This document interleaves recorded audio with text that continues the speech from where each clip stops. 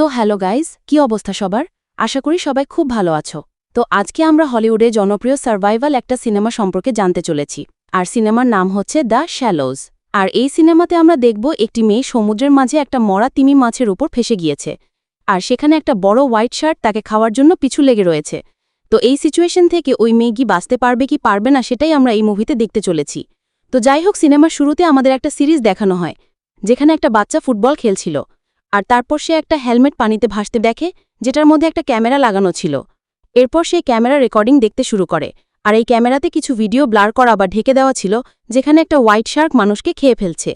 তো এগুলো দেখে ওই বাচ্চাকে খুবই ভয় পেয়ে যায় এবং ওই হেলমেটটি নিয়ে পালিয়ে যায়। তো এরপর সিন শিফট হয় এবং এখানে আমরা এই সিনেমার মেইন চরিত্র ন্যান্সিকে দেখতে পাই, যে একজন আমেরিকান মেডিকেল স্টুডেন্ট। আর তার মা ক্যান্সারের কারণে মারা গিয়েছে। আর যে কারণে সে খুবই দুঃখী ছিল এবং সে তার মাইন্ড ফ্রেশ করার জন্য মেক্সিকোর একটু সি বিচে যাওয়ার সিদ্ধান্ত নেয়। আর ন্যান্সিকে সেই বিচে নিয়ে যায় এবং বলে, এটা তো আমারই এলাকা। তো রাস্তায় ন্যান্সি তার বন্ধু চ্যাটের সাথে কথা বলে, কারণ তার বন্ধুর আসার কথা ছিল। কিন্তু ওর বন্ধু এত পরিমাণ নেশা করছে যে ও আর আসতে পারেনি। তো কিছুক্ষণ পর ন্যান্সি সেই সি বিচে পৌঁছায় এবং দেখতে পায় সেই বিচটি অনেক সুন্দর। আর ন্যান্সির এই মুহূর্তে এরকম মনোরম একটা পরিবেশই দরকার ছিল। তো যাই হোক, ন্যান্সি আবার সার্ফিং করার জন্য প্রস্তুত হয়, তার স্যুট পরে নেয় এবং বেরিয়ে যায় সমুদ্রের ঢেউয়ের সাথে পাল্লা দেওয়ার জন্য। তো কিছুক্ষণ সার্ফিং করার পর দেখতে পায় সেখানে আরও দুজন সার্ফিং করছে। আর এটা দেখে সে অনেক খুশি হয় এবং তাদের সাথে কমিউনিকেশন করে। আর চারপাশে এত শুনশন এলাকা হওয়াতে একা থাকার থেকে দুজনের সঙ্গী পাওয়া অনেক বেশি ভালো। তো এই ছেলেরা তাকে জিজ্ঞেস করতে থাকে, তুমি কোথা থেকে এসেছ? আর এই বীচ সম্পর্কে তো কেউ জানে না, তুমি কিভাবে জানলে? তখন ন্যান্সি বলে, আমি আমেরিকা থেকে এসেছি, আর এই জায়গা সম্পর্কে আমাকে আমার সবচেয়ে স্পেশাল মানুষ বলেছে। মানে তার মায়ের কথা বোঝায় আর কি। তো এরপর ন্যান্সি ওই লোক দুটোকে বলে, এই বীচ সম্পর্কে আমাকে এমন কিছু তথ্য দাও যেটা আমি জানি না। তো ওই দুই ছেলে আবার ন্যান্সিকে বলে, এখানে দুটো পাথরের শিলা আছে যেগুলো দিনে কয়েক ঘন্টার জন্য একেবারে পানির নিচে চলে যায়। মানে সমুদ্রের পানি একটু বেড়ে গেলে যে দুটো পাথর রয়েছে সেই দুটো পাথর পানির নিচে চলে যায়। তো আরও কিছু কথা বলে ওদের কনভারসেশন ওখানেই শেষ হয়ে যায়। তারপর ওই ছেলে দুটো আর ন্যান্সি সার্ফিং করতে শুরু করে দেয়। তো সার্ফিং শেষে কিছুক্ষণ পর ন্যান্সি সমুদ্র পাড়ে আসে এবং আবার সার্ফিং করার জন্য সমুদ্রে নেমে পড়ে। তো সার্ফিং করতে গিয়ে ন্যান্সি আবার ওই লোক দুটোকে দেখতে পায়। তখন ওই ছেলে দুটো ন্যান্সিকে বলে, এখান থেকে আমাদের দ্রুত যেতে হবে, কারণ কিছুক্ষণ পর এখানে অন্ধকার হয়ে যাবে, আর অন্ধকারে সার্ফিং করা অনেক ডেঞ্জারাস একটা ব্যাপার। তখন ন্যান্সি বলে, আমি আরও কিছুক্ষণ সার্ফিং করতে চাই। তো আবার ন্যান্সি এবার একা একটা সার্ফিং করা শুরু করে দেয়। আর এবার সার্ফিং করার সময় ওর নিচে কিছু একটা অনুভব করতে পারে, আর দেখতে পায় একটা ডলফিন ওর পাশ দিয়ে লাফাচ্ছে। তো ন্যান্সি ওই ডলফিনগুলোকে দেখে অনেক খুশি হয় এবং রিল্যাক্স ফিল করে। আর ডলফিনের পিছনে এসে সেখানে একটা মৃত তিমি মাছ দেখতে পায়, আর যেটাকে কিছু সামুদ্রিক পাখি খাচ্ছিল। তো ন্যান্সি এবার ওই তিমি মাছের কাছে যাচ্ছিল, কিন্তু অতিরিক্ত দুর্গন্ধের কারণে ন্যান্সি আর যেতে পারে না। কিন্তু তখনই একটা বড় ঢেউ আসতে লাগে। তো ন্যান্সি আবার ওই বড় ঢেউ দেখে অনেক খুশি হয় এবং সার্ফিং করার জন্য রেডি হয়ে যায়। কিন্তু সে যখন সার্ফিং করছিল তখন তার বোটটা কোনো একটা প্রাণীর সাথে ধাক্কা খায় এবং ন্যান্সি পানিতে পড়ে যায়। আর তারপর ন্যান্সি কোনোভাবে তার সার্ফিং বোটটা ধরে ওপরে ওঠার চেষ্টা করে। আর তখন আমরা দেখি ওই প্রাণীটি ন্যান্সির পা ধরে নিচের দিকে টানতে থাকে এবং ন্যান্সির পা মারাত্মকভাবে জখম করে যায়। কিন্তু ন্যান্সি কোনো রকমে ওপরে উঠতে পারে এবং আমরা দেখতে পাই ন্যান্সির পা খুব বাজেভাবে কেটে গিয়েছে এবং ন্যান্সি অনেক চিৎকার করতে থাকে এবং সাহায্য চাইতে থাকে। কিন্তু দূরে থাকার কারণে কেউ ন্যান্সির চিৎকার শুনতে পায় না। তো উপায় না পেয়ে ন্যান্সি আবার ওই প্রাণী থেকে ছুটে ওই মরা তিমি মাছের দিকে ছুটতে থাকে এবং কোনো মতে সে ওই তিমি মাছের উপরে উঠে নিজের জীবন বাঁচায়। আর সেখানে উঠে ন্যান্সি তার বেল্ট দিয়ে তার পা বেঁধে দেয় যেন রক্ত বের হওয়া আটকাতে পারে। আর তারপর ন্যান্সি চারপাশে লোকজন খুঁজছিল সাহায্য চাওয়ার জন্য। আর তখনই ওই দুই ছেলেটা সেখান থেকে গাড়ি নিয়ে চলে যাচ্ছিল। আর ন্যান্সি তাদের কাছে সাহায্যের জন্য অনেক জোরে জোরে চিৎকার করতে থাকে, কিন্তু ওরা অনেক দূরে থাকায় ন্যান্সির চিৎকার শুনতে পায় না এবং ফাইনালি তারা সেখান থেকে চলেই যায়। তো ন্যান্সি এবার পুরোপুরি হতাশ হয়ে যায় আর আশেপাশে দেখতে থাকে। আর তখন সে দুটো পাথর দেখতে পায়, আর অন্য জায়গায় একটা সামুদ্রিক মাপকাঠি বা বয় দেখতে পায়। আর ওটা হচ্ছে সমুদ্রের পানির লেভেল চেক করার জন্য একটা মাপকাঠি। তো যাই হোক, ন্যান্সি পুরো সমুদ্রে একা ফেসে গিয়েছিল। আর এখনই যদি ও কিছু না করে তাহলে ধীরে ধীরে রাত হয়ে যাবে, আর তাতে ওর বাঁচা আরও কঠিন হয়ে যাবে। তো ন্যান্সি যখন ভাবছিল ওই লোহার মাপকাঠি বা বয়তে চলে যাবে তখনই একটা শার্কের পাখনা দেখা যায় যেটা ওর দিকে এগিয়ে আসছিল। আর ন্যান্সি বুঝতে পেরেছিল এই শার্কটাই তার উপর আক্রমণ করেছে। আর ওই শার্কটা তিমিকে জ্বলে আঘাত করে, কিন্তু তার আগেই ন্যান্সি সমুদ্রে ঝাঁপ দেয় আর অনেক দ্রুত সাঁতরাতে শুরু করে। কিন্তু শার্কটা ওর পিছেই পড়ে রয়েছে। বাট ন্যান্সির ভাগ্য এতই ভালো ছিল যে ও কোনোভাবে ওই শিলার ওপরে উঠতে পারে এবং অনেক ঝামেলার পরে তার প্রাণ কোনোভাবে বাঁচিয়ে নেয়। কিন্তু ন্যান্সির বিপদ তখনও কাটেনি। তার পায়ে যে আঘাতটা লেগেছে সেটার কারণে সেখান থেকে অনবরত রক্ত পড়ছিল, যার ফলে ধীরে ধীরে সেটা আরও খারাপ আকার ধারণ করে। আর আমরা জানি যে ন্যান্সি একজন মেডিকেল স্টুডেন্ট, তো জানে যে এমন পরিস্থিতি হলে কি করতে হবে। তো এরপর আমরা দেখি ন্যান্সির যে কানের রিং রয়েছে ও সেটা বের করে, আর সে চেইন দিয়ে আর রিং দিয়ে ওর কাটা পা সেলাই করে নেয়। আর এর সাথে ন্যান্সির যে সার্ফিং জ্যাকেটটা ছিল সেটাও তার পায়ে বেঁধে দেয়, যাতে করে তার রক্ত পড়া পুরোপুরি বন্ধ হয়ে যায়। তো আস্তে আস্তে রাত হয়ে যায়, আর ন্যান্সি ভাবে ওই শার্কটা এখান থেকে চলে গিয়েছে। তাই ন্যান্সি আবার সিদ্ধান্ত নেয় ওই সার্ফিং বোর্ডটি নিয়ে সে এখান থেকে বেরিয়ে পড়বে। তো ন্যান্সি যখন ধীরে ধীরে সাঁতার কাটতে চাচ্ছে ওই বোর্ডের দিকে এগিয়ে যাচ্ছিল, তখনই আবার সেই শার্ককে দেখতে পায়। আর শার্কটি ন্যান্সির পায়ে রক্তের ঘ্রাণ পেয়ে ওর দিকে দ্রুত এগিয়ে আসছিল। আর এবারও ন্যান্সি কোনোরকম ওর জীবন বাঁচিয়ে ওই শিলার উপরে পুনরায় চলে আসে। কিন্তু ন্যান্সি জানে এই শিলার উপরও বেশিক্ষণ থাকতে পারবে না, তার কারণ সমুদ্রের পানির লেভেল বাড়লে এই শিলাটি পানির নিচে চলে যাবে। আর তাই ন্যান্সির কাছে এবার কিছু ঘন্টা সময় রয়েছে, না হলে এরপর শিলাটিও ডুবে যাবে আর হাঙরটি ন্যান্সিটি খেয়ে ফেলবে। তো যাই হোক, ওই লবণাক্ত পানিতে নামার কারণে ন্যান্সির পায়ে এবার মারাত্মক ব্যথা অনুভূত হচ্ছে এবং ব্যথা সহ্যের বাইরে চলে যাচ্ছে। তো এর কিছুক্ষণ পর সকাল হয়ে যায়।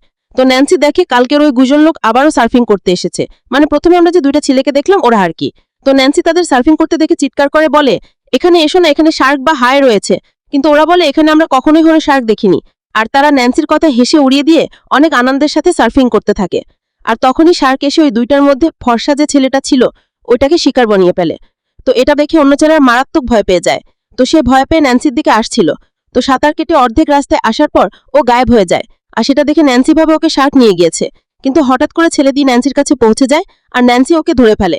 কিন্তু যখনই ওর হাত ধরে ওপরে তুলতে যাবে তখনই শার্কটি নিচ থেকে ওকে টেনে নিয়ে যায়। তো চোখের সামনে এমন একটা মৃত্যু দেখে ন্যান্সি পুরোপুরি হতাশ হয়ে যায় এবং এটা দিয়ে চোখের সামনে সে 3 জনকে মরতে দেখল। কিন্তু তারপরেও ন্যান্সি আবার নিজেকে সাহস যোগায় এবং এবার সে ওই হাঙ্গরটিকে অবজার্ভ করতে থাকে। মানে শার্কটি কত দূর যাচ্ছে, কোথায় কোথায় ঘুরছে, শার্কের গতি কত এবং কখন কখন গোল গোল চক্কর দিচ্ছিল। তো সবকিছু অবজার্ভ করে ন্যান্সি একটা ক্যালকুলেশন করে। ন্যান্সি যদি এখন পানিতে নামে তাহলে শার্ক যেখানে রয়েছে সেখান থেকে এখানে আসতে মোট 30 সেকেন্ড সময় লাগবে। তার মানে পানিতে নামার পর ওর কাছে 30 সেকেন্ড সময় থাকবে কিছু একটা করতে। তো ন্যান্সি এবার পানিতে একটা হেলমেট দেখতে পায়, যেটা ওই সিলেটের ছিল আর যেটার সাথে একটা ক্যামেরা লাগানো ছিল। আর তাই এবার ন্যান্সি ওটা নিতে চায়। তো ন্যান্সির কাছে সময় ছিল মাত্র 30 সেকেন্ড, মানে 30 সেকেন্ডের মধ্যে ওই হেলমেটটি আনতে হবে, না হলে শার্ক চলে আসবে। তো ন্যান্সি সাহস করে এবার পানিতে নামে আর হেলমেটটি নিয়ে অন্য একটা শিলার ওপর চলে যায়। কিন্তু ওই শিলাটি এই শিলার থেকে অনেকটা নিচু ছিল, মানে অনেকটা পানির ওপর ভেসেছিল। আর তখন শার্কটি এসে ওর ওপর আক্রমণ করে দেয় আর ন্যান্সি এবার আবারও পানিতে পড়ে যায়। কিন্তু পানির নিচে অনেক ধারালো পাথর ছিল, যার কারণে ওই শার্কটি ওখানে আটকে যায়। তারপর ন্যান্সি আবার সে পুণ্যশিলায় চলে আসে। আর সেখানে এসে ন্যান্সি হাসতে থাকে, কারণ 30 সেকেন্ডের মধ্যে সে মারা পড়তে পারত, বাট অল্পের জন্য জানটা বেঁচে গিয়েছে। তো এরপর ন্যান্সি ওই ক্যামেরাটা হাতে নেয় আর হাতে নিয়ে কথা বলতে শুরু করে এবং বলে, আমার নাম ন্যান্সি এবং আমি এখানে একটা মরা তিমির ওপর আটকে রয়েছি। আর এখানে একটা হাঙর রয়েছে যেটা আমার চারপাশে ঘুরছে এবং সেটা আমার ওপর আক্রমণ করছে এবং আমি এখান থেকে বাঁচার অনেক চেষ্টা করছি, কিন্তু আমি এখান থেকে বের হওয়ার কোনো রাস্তাই খুঁজে পাচ্ছি না এবং আমার চোখের সামনে 3 জন লোককে মেরে ফেলেছে ওই হাঙরটা। আর এরপর ন্যান্সি ও বাবা আর ছোট বোনের জন্য মেসেজ রেকর্ড করে, কারণ ও যদি এখন মারা যায় তাহলে অন্তত ওই ভিডিওটা যেন ওর বাবা আর বোনের কাছে পৌঁছাতে পারে।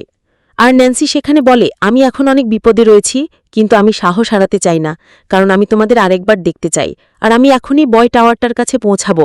আর তুমি ঠিকই বলেছ, আমি আমার মায়ের মতোই অনেক বড় যোদ্ধা হব। আর আমি কখনো ভাবিনি আমি তোমাদের এত মিস করব। আর তোমরা ভেবো না যে আমি এখানে একা, আমার সাথে এখানে একটা সাথী রয়েছে যে আমার মতো আহত অবস্থায় পাথরের আটকে রয়েছে। অ্যাকচুয়ালি ন্যান্সি এখানে ওই পাখিটার কথা বলছে। আর এগুলো বলতে বলতে ন্যান্সি কান্না করে দেয় এবং এরপরও কোনোভাবে নিজেকে সামলে নেয়। তো এগুলো রেকর্ড করে ন্যান্সি ওই হেলমেটটিকে কিনারার দিকে ছেড়ে দেয়, যেন কেউ একজন ওই হেলমেটটি পেলে ওকে সাহায্য করতে পারে। এরপর ন্যান্সি ওই পাখিটিকে ট্রিটমেন্ট করে সুস্থ করে দেয়, কিন্তু তবুও পাখিটি উঠতে পারছিল না। এরপর ন্যান্সি তার সার্ফিং বোর্ডের ভাঙা অংশে ওই পাখিটিকে বসিয়ে সেটাকে ভাসিয়ে দেয়, যেন সেটা আস্তে আস্তে কিনারার দিকে পৌঁছাতে পারে। আর ন্যান্সির কাছে আর কিছুমাত্র সময় রয়েছে, কারণ ওই পাথরটি সমুদ্রের লেভেলের জন্য ধীরে ধীরে ডুবে যাচ্ছিল। আর পাথরটা যদি একবার ডুবে যায় তাহলে হাঙরকে খেয়ে ফেলবে। তো বাঁচার একমাত্র উপায় এখনও এই লোহার বয় টাওয়ারে যেতে হবে, কিন্তু ওখানে যেতে ওর 30 সেকেন্ডের থেকেও অনেক বেশি সময় লাগবে, আর ততক্ষণে হাঙরকে অবশ্যই খেয়ে ফেলবে। আর এছাড়া ওর হাতে আর কোনো উপায়ও নেই। আর ওই মুহূর্তে অনেকগুলো জেলিফিশ সমুদ্রে ভেসে ওঠে। আর জেলিফিশ কিন্তু অনেক ডেঞ্জারাস। এটা দেখতে অনেকটা ফুলের মতো মনে হলেও এটা অনেক বিষাক্ত। আর সমুদ্রের বাকি সব প্রাণী জেলিফিশ থেকে একটু দূরেই থাকে। তো এই জেলিফিশ সম্পর্কে ন্যান্সি একটা তথ্য জানত, আর সেটা দেখে ওর মাথায় একটা আইডিয়া আসে। আর তাই ও সিদ্ধান্ত নেয় এই জেলিফিশের মধ্য দিয়েই ওই টাওয়ারে পৌঁছাবে, কারণ এই জেলিফিশের মধ্যে এসে ওই শার্ক কখনোই ওকে হামলা করবে না। তো এরপর ন্যান্সি সমুদ্রে নেমে ওই জেলিফিশের মধ্য দিয়ে ওই টাওয়ারের দিকে যেতে শুরু করে, আর তখনই শার্কটি এসে ন্যান্সির ওপর আক্রমণ করে। কিন্তু জেলিফিশ থাকার কারণে ন্যান্সির কাছে আসতে পারে না, আর ন্যান্সি কোনো রকমে ওই বয় টাওয়ারে এসে পৌঁছায়। তো ন্যান্সি যখন ওই বয় টাওয়ারে উঠতেই যাবে, তখনই শার্ক এসে ওই টাওয়ারে ধাক্কা মারে, যার কারণে ন্যান্সি যে লোহার হাতলটা ধরেছিল সেটা ভেঙে যায় এবং ও গিয়ে সরাসরি শার্কের শরীরে পড়ে। আর তখন বুদ্ধি করে ন্যান্সি ওই লোহার হাতলটি দিয়ে শার্ককে আঘাত করে এবং আবারও ওই বয়ের উপরে উঠে যায়। আর ওই বয়ের মধ্যে একটা বক্সে ফ্লেয়ার গান ছিল, সেই গান মারে, কারণ তাস দিয়ে একটা জাহাজ যাচ্ছিল। কিন্তু ততক্ষণে অনেক দেরি হয়ে গিয়েছে, শিপটি ন্যান্সিকে খেয়াল না করে অন্যদিকে ঘুরে চলে যায়। তারপর ন্যান্সি খেয়াল করে তিমি মাছের চারপাশে তেলের মতো কিছু একটা রয়েছে। অ্যাকচুয়ালি তিমি মাছ যখন মারা যায় তখন ওর শরীর থেকে তরল কিছু একটা বের হয়, আর যেটা অনেকটা তেলের মতো কাজ করে। তো এটা দেখে ন্যান্সি আবার ফ্লেয়ার গান দিয়ে ওই তেলের ওপরে গুলি করে, যার ফলে পানির ওপরে আগুন ধরে যায় এবং শার্কটিরও আগুন ধরে। কিন্তু তাতে শার্কের কিছুই হয় না, উল্টো শার্ক আরও গেলিয়ে যায় আর ওই বয় টাওয়ারকে জোরে জোরে ধাক্কা মারতে শুরু করে। তারপর ন্যান্সি ওই বয় টাওয়ারের মাঝখানে ঢুকে যায়। আর তখন ন্যান্সি ওই বয় টাওয়ারের সিকল দেখতে পায়, যেটা একেবারে পানির নিচে ওই পাথরের সাথে সংযুক্ত, যেন বয় টাওয়ারটি ভাসতে ভাসতে অন্য কোথাও চলে না যায়। আর সেই পাথরের সাথে অনেক বড় বড় রডও ছিল। তো এটা দেখে ন্যান্সির মাথায় একটা আইডিয়া আসে। তো ন্যান্সি এবার দ্রুত ওই সিকল ধরে ওই পাথরের দিকে যেতে থাকে, আর সেটা এবার শার্ক দেখে পুরোদমে ন্যান্সির পিছু করতে থাকে। তো ন্যান্সি যখন ওই রডের কাছে চলে আসে তখন দ্রুত ওর দিক পরিবর্তন করে, আর হাঙর তো পুরো ফোর্স দিয়ে ওর পিছু করছিল, আর তাই ও নিজেকে কন্ট্রোল করতে পারে না, আর সরাসরি গিয়ে ওই রডের ওপরে পড়ে। আর ওই রডগুলো শার্কের এপাশ ওপাশ দিয়ে ঢুকে যায়, আর হাঙরটি সেখানেই মারা যায়। আর এদিকে আমরা দেখি ন্যান্সি ভিডিও রেকর্ড করে যে হেলমেটটি কিনারার দিকে পাঠিয়েছিল সেটা সমুদ্রের কিনারায় পৌঁছেছে, এবং সিনেমার শুরুতে আমরা যে পাশের ছেলেটিকে দেখেছিলাম ফুটবল খেলছে, সে ওই ক্যামেরাটা পেয়েছে। আর এই সিনটা আমরা মুভির একদম শুরুতে দেখেছিলাম। তো ওই ক্যামেরা নিয়ে ওই ছেলেটি তার বাবাকে দেখায়। তো এরপর ওই ছেলেটির বাবা বিচে পৌঁছায় আর ন্যান্সিকে উদ্ধার করে। আর মুভিটি এভাবেই এখানেই শেষ হয়ে যায়। তো কেমন লেগেছে মুভিটি সেটা অবশ্যই কমেন্টে জানাবে।